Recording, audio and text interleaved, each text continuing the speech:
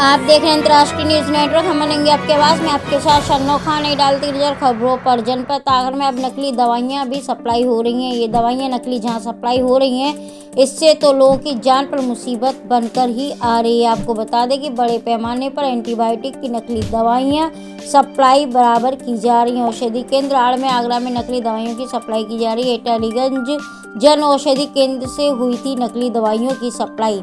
ऐसा ही अगर होता रहा तो शायद वे दिन दूर नहीं जिस दिन लोगों की जिंदगी और भी कम हो जाएगी। गणेशाय इंटरप्राइजेज से 6 दवाइयां जांच में मिली नकली। एसटीएफ ड्रग विभाग ने ज्वाइंट कार्रवाई में दवा माफियाओं को पकड़ा था।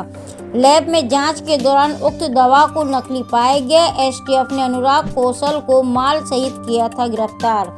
अभियुक्त से नकली दवाइयां नकली फर्जी बिल पर हुए थे बरामद। इन लोगों के हौसले इतने बढ़ गए कि अब ये काम भी करना शुरू कर दिया है। इनको लोगों की जिंदगियां नहीं नजर आ रही हैं। अभियुक्त के पिता के नाम पर था एटालीगंज में जन औषधि केंद्र। शिमला, करनाल, कुरुक्षेत्र, अलीगढ़ से खरीदा था नकली दवाइयां और आगरा के आसपास जिलों में ये दवाई सप्लाई किया करते थे। हरि पर्वत में दर्ज कराया गया अभियुक्त के खिलाफ केस। इन लोगों के हौसले इतने बुलंद हो गए कि अब इंसानों की जिंदगियों से खेलने लगे हैं। ऐसे लोगों पर तो कड़ी से कड़ी कार्रवाई होनी ही चाहिए। विजय गोयल की फैक्ट्री पर रेड की थी ड्रग विभाग और आगरा पुलिस ने ज्वाइंट कार्रवाई की थी। कितने नमूने कलेक्ट किए थे और कितनों की अब तक नमूनों की जांच रिपोर्ट अब तक की है? विजय गोयल की जो अवैध फैक्ट्री चल रही थी निर्माण इकाई, उस 21-22 अक्टूबर को वहां पर छापेमारी की गई थी। छापामारी कार्रवाई के दौरान 14 दवाओं के नमूने लिए गए थे। उनमें से 2 रिपोर्ट अभी प्राप्त हुई हैं। एक रिपोर्ट एम्प्टी जिलेटिन कैप्सूल की प्राप्त हुई है। 2 रिपोर्ट जो दवाई की प्राप्त हुई दोनों नकली पाई गई हैं। उसमें जो तथ्य होता है, जो क्लेम किया जाता है, वो शून्य मात्रा पाई गई इसकी।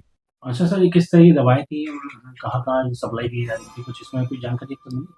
अभी विजय गोयल और उसके जो भी साथी हैं सब जेल में हैं।